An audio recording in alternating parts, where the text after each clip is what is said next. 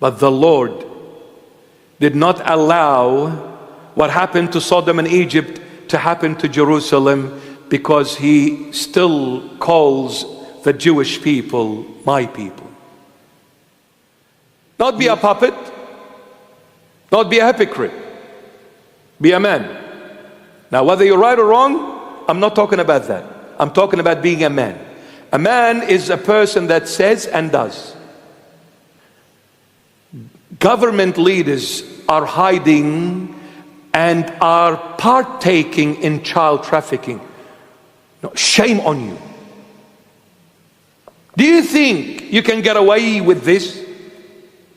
It will come back and haunt you in your bedroom, on that pillow which you put your head on. It will come back and haunt you.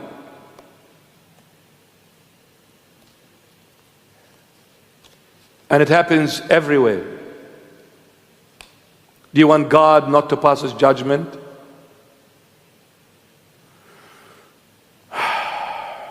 And at the end, for what?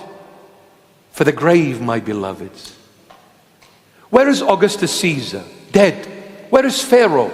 Dead. Where is Alexander the Great? Dead. Where is Neron and Diocletian? Dead.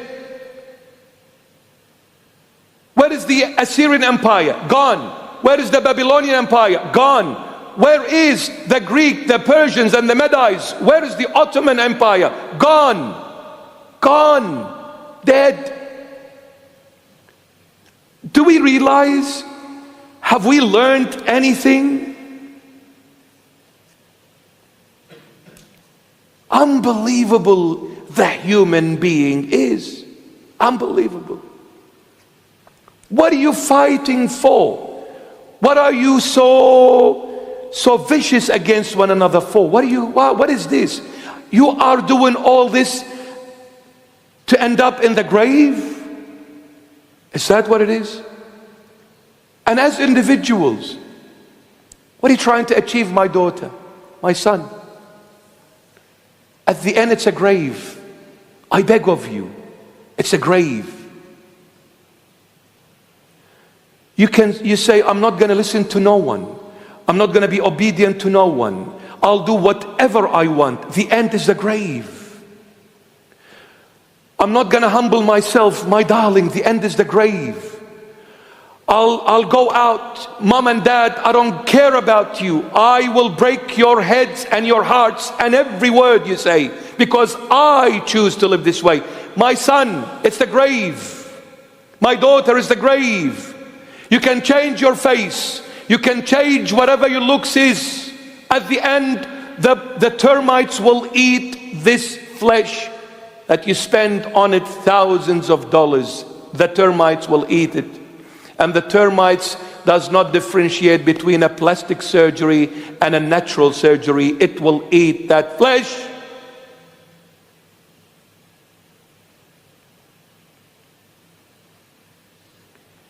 Come back to the Lord and live with dignity.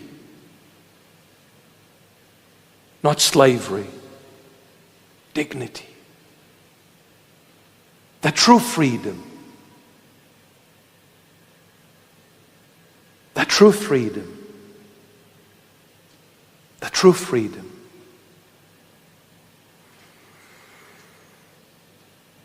Why was Israel, Jerusalem, where the Lord was crucified, spiritually likened unto Sodom and Egypt? Sodom was burned. From heaven fire came down. God angry with the gays and the lesbians. Oops. Yes, God was angry. He burned Sodom and Gomorrah. And Egypt was struck 10 times by the Lord God through Moses. 10 times it was struck until Pharaoh let the people of Israel go into freedom.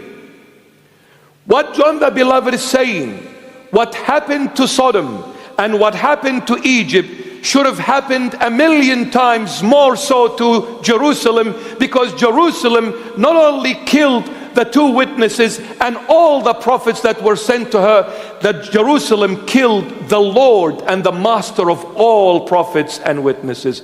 Jerusalem killed Jesus Christ of Nazareth. What happened to Sodom, what happened to Egypt, should have happened to Jerusalem 1,000,000 times more harsher. That's why it's spiritually Sodom and Egypt.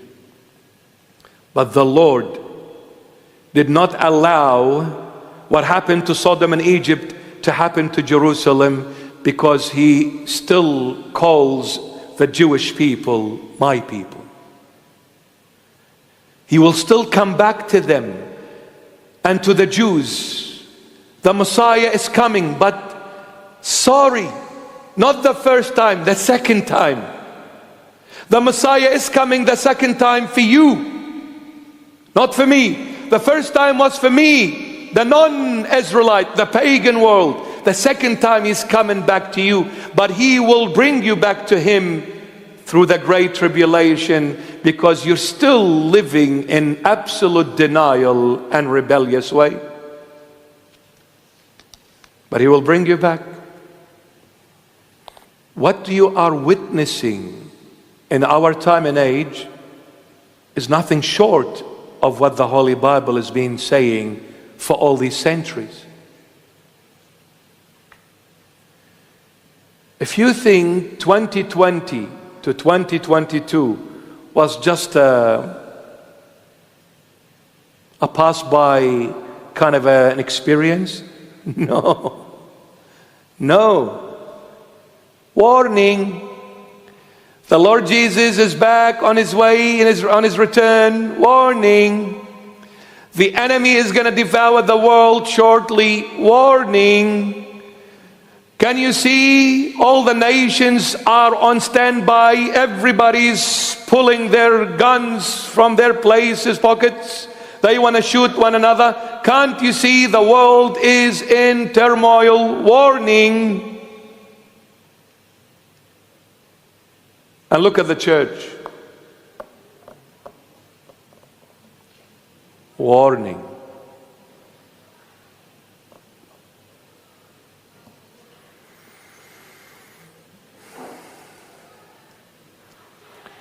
We need to come back and say, Lord, let me live for you. All these many years, I've lived for myself. As a young man, a young woman, an old man, an old woman, as a son, as a father, as a daughter, as a mother, brother, sister, husband and wife, whoever you are. We lived our way. We did things our way. We chose our way. We decided our way. Today we are surrendering. Lord Jesus, we are asking you to do it your way in our life, no more our way.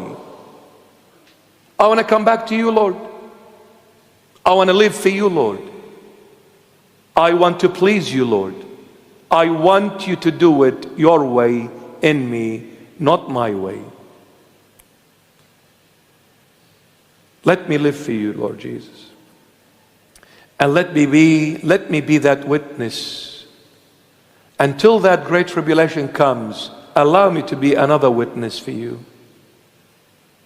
We need to be witnesses at home for our children, at work for our work colleagues, in the church, outside the church. We need to be witnesses for the Lord.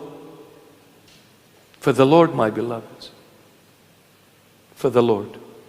Amen? Yes. We thank the Lord. Amen? Be happy that you have Jesus Christ. Believe you me. Enjoy life. Enjoy life.